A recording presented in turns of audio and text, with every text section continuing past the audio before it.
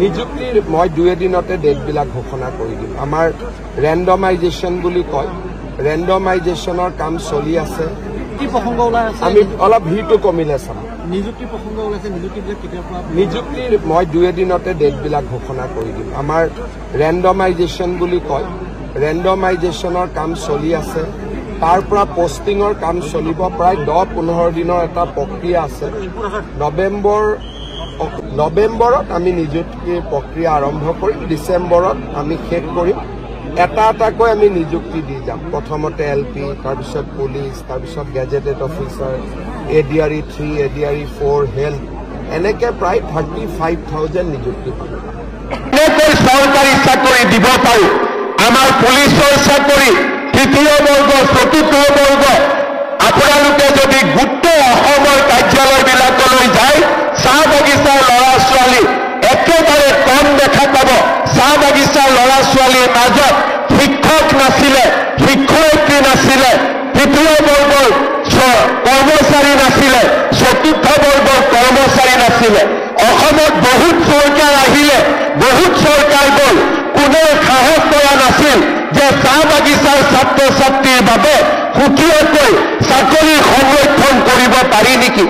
আমাৰ চৰকাৰে প্ৰচেষ্টা ল'লে আৰু আজি প্ৰথমবাৰৰ বাবে চৰকাৰী চাকৰি আমি 3% ল'ৰা ছোৱালীৰ বাবে, চাহ বাগিচাৰ ল'ৰা ছোৱালীৰ বাবে চাকৰি সংৰক্ষণ কৰিলো। অহা নৱেম্বৰ মাহত চাহ বাগিচাৰ 1000তকৈও বেছি ল'ৰাই আমাৰ পৰা নিয়োগ পত্ৰ পাবলৈ সক্ষম হ'ব। যি কাম চাহ বাগিচাৰ 200 বছৰীয়া জীৱন যাত্ৰাৰ কালত নকওঁ, যোৱা 75 বছৰৰ জীৱন যাত্ৰাত কেতিয়াও সম্ভৱ হোৱা নাছিল। চাহ বাগিচাৰ লাইনৰ ৰাস্তা পকীকৰণ, চাহ বাগিচাৰ দুখীয়া জনগণৰ বাবে প্ৰধানমন্ত্ৰীৰ ঘৰৰ স্বীকৃতি দিয়া আৰু চাহ বাগিচাৰ যুৱক যুৱতীসকলৰ বাবে আমি বিভিন্ন ধৰণে আত্মনিৰ্ভৰশীলতাৰ বাবে আৰ্থিক অনুদান আগবঢ়োৱা, এনে ব্যৱস্থাবিলাক যোৱা 75 বছৰৰ সময়ছোৱাত আমি চিন্তা কৰিব পৰা নাছিলো। এইবাৰ প্ৰথমবাৰৰ বাবে আমাৰ চৰকাৰৰ দিনত চাহ বাগিচাৰ লাইনবিলাক পকী হ'ল। প্ৰথমবাৰৰ বাবে চাহ বাগিচাত বিশুদ্ধ খোৱা পানী যোগানৰ প্ৰচেষ্টা চলিলে। প্ৰথমবাৰৰ বাবে আমি চাহ বাগিচাৰ যুৱক যুৱতীৰ বাবে বয়ল ৰাজপালিকা আত্মনিৰ্ভৰশীলতা আঁচনিৰ দৰে বিভিন্ন আঁচনি আমি আজি আৰম্ভ কৰিবলৈ সক্ষম হৈছো। এতিয়া আমি চাব লাগিব যে ইয়াৰ পৰা আমি কলৈকে যাম, ইয়াৰ পৰা আমি আৰু কিমান নতুন দিনলৈ আমি যাত্ৰা আৰম্ভ কৰিম। মোৰ মনত এটাই সদায় মই চিন্তা কৰোঁ যে অসমৰ 40 লাখ চাহ বাগিচাৰ আমাৰ যি জনতা আছে, আমাৰ যি জনগণ আছে, তেওঁলোকক যদি আমি সমাজৰ বহল বুকুলৈ আগুৱাই লৈ যাব নোৱাৰো, তেনেহ'লে সামগ্ৰিকভাৱে অসম কেতিয়াও আগবাঢ়ি যাব নোৱাৰে। আৰু তাৰ কাৰণে মই নিৰন্তৰভাৱে প্ৰচেষ্টা কৰিছোঁ, প্ৰচেষ্টা কৰি থাকিম। আৰু আজি আকছাৰ সমাৱেশত এই প্ৰচেষ্টাৰ অংশ হিচাপে দুটা মই ঘোষণা কৰিব খোজো। এটা, এই বছৰ আমি তৃতীয় আৰু চতুৰ্থ শ্ৰেণীৰ চাহ বাগিচাৰ যুৱক যুৱতীৰ বাবে 3% চাকৰি ৰিজাৰ্ভ কৰিলো। সকলোৰে উপস্থিতিত সুকীয়াকৈ এখন অনুষ্ঠান পাতি আমি ল'ৰা ছোৱালীখিনিক নিযুক্তি পত্ৰ দিম, যাতে সকলোৱে গম পাব পাৰে যে আমাৰ চাহ বাগিচাৰ ল'ৰা ছোৱালীৰ কাৰণে চৰকাৰী চাকৰিত আজি ৰিজাৰ্ভেশ্যন হৈছে।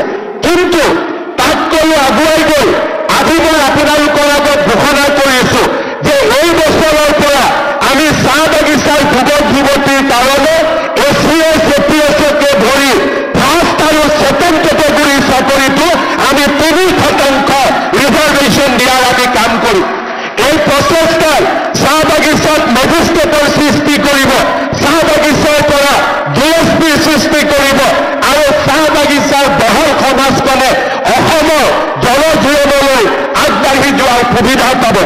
দ্বিতীয়তে, মই বিশ্বাস কৰোঁ যে অসমৰ চাহ বাগিচাৰ শ্ৰমিকসকলে যেতিয়ালৈকে মাটিৰ অধিকাৰ নাপাব, তেতিয়ালৈকে তেওঁলোকৰ জীৱন কেতিয়াও সুৰক্ষিত হ'ব নোৱাৰে।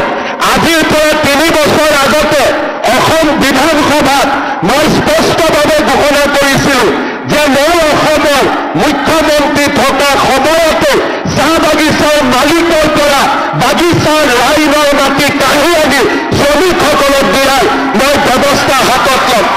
আজি মই একে সাহসেৰে আপোনালোকক ক'ব খোজো 25 নৱেম্বৰ অসম বিধানসভাত আমি আইন উত্থাপন কৰিম, যি আইনৰ দ্বাৰা চাহ বাগিচাৰ মালিকৰ পৰা লাইনৰ মাটি আমি কাঢ়ি আনি চাহ বাগিচাৰ শ্ৰমিকক আমি দিয়াৰ বাবে সিদ্ধান্ত গ্ৰহণ কৰিম। আজি মই গৌৰৱ অনুভৱ কৰোঁ যে যিবিলাক কাম কোনেও কেতিয়াও কৰিব পাৰিম বুলি আশা কৰা আমি নাছিলোঁ, আজি চাহ বাগিচাৰ ৰাইজৰ বাবে আমি এনে কিছুমান কাম কৰিব পাৰিছোঁ যি কাম আগতে কোনেও কল্পনা কৰিব পৰা নাছিল। মই কষ্ট পাইছিলোঁ প্ৰধানমন্ত্ৰী আৱাস যোজনাৰ ঘৰ এটা বনাব লাগে, নৰেন্দ্ৰ মোদীয়ে ঘৰ দিছে, বাগিচাৰ শ্ৰমিকে ঘৰ পাব লাগে, কিন্তু আমি একে বাগানৰ মালিকৰ NOC ল'ব লাগে। কেনেকে হ'ব? প্ৰধানমন্ত্ৰীয়ে ঘৰ দিব বিচাৰে, শ্ৰমিকক ঘৰ লাগে, কিন্তু ঘৰ দিবৰ কাৰণে মালিকৰ NOC লাগে। সেই দিনাখনেই গোলাঘাটত এজন বাগিচাৰ মালিকক মই ফোন কৰিছিলোঁ যে আপুনি NOC কিয় নিদিয়ে? বোলে মই মালিকক সুধিব লাগিব। সিদিনাখনেই মই বুজিছিলোঁ, সিদ্ধান্ত লৈছিলোঁ যে মোৰ মুখ্যমন্ত্ৰীৰ কামতে তোমাক মই বুজাই দিম যে বাগিচাৰ লাইনৰ মাটিৰ মালিক তোমাৰ বাগিচাৰ মালিক নহয়, চাহ বাগিচাৰ শ্ৰমিকসকল। আৰু সেই সংকল্পকে আগুৱাই লৈ আজি আমি 25 নৱেম্বৰৰ দিনলৈ আহি পাম। আপোনালোকে বাগিচাৰ কোনো কামৰ কাৰণে আন্দোলন কৰাৰ প্ৰয়োজন নাই। যিদিনাখনলৈকে বিজেপি চৰকাৰ আছে, হিমন্ত বিশ্ব শৰ্মা অসমৰ মুখ্যমন্ত্ৰী আছে, মই আপোনালোকৰ লগত আছো আৰু এটা এটাকৈ কোনেও ভাবিব নোৱাৰা কামবিলাক আমি কৰি কৰি গৈ থাকিম। কাৰণ চাহ বাগিচাৰ জনতাৰ, নিষ্পেষিত জনতাৰ মুক্তি আমি বিচাৰো যে যি চাহ বাগিচাৰ জনজাতি লোকসকলে আমাক চাহ খুৱালে, অসমৰ নাম বিশ্বৰ দৰবাৰলৈ লৈ গ'ল, তেওঁলোকক স্বীকৃতি দিয়াৰ দায়িত্ব সমগ্ৰ অসমীয়া জাতি আৰু অসমীয়া জাতিয়ে সেই দায়িত্ব পালন কৰিব। সেই প্ৰতিশ্ৰুতি মই আজি আপোনালোকক দি থৈ যাব বিচাৰোঁ। শ্ৰদ্ধাৰ ৰাইজ, অসমত বিজেপিৰ চৰকাৰ, আমাৰ চৰকাৰখন আপোনালোকৰ লগত আছে, আপোনালোকৰ লগত থাকিব। মই বিচাৰো অসমৰ চাহ বাগিচাৰ পৰা IAS অফিচাৰৰ সৃষ্টি হওক, অসমৰ চাহ বাগিচাৰ পৰা বিজ্ঞানীৰ সৃষ্টি হওক, ডাঙৰ ডাঙৰ ফুটবল খেলুৱৈৰ সৃষ্টি হওক, ডাঙৰ ডাঙৰ হলুদ দলৰ সৃষ্টি হওক আৰু ঝুমুৰ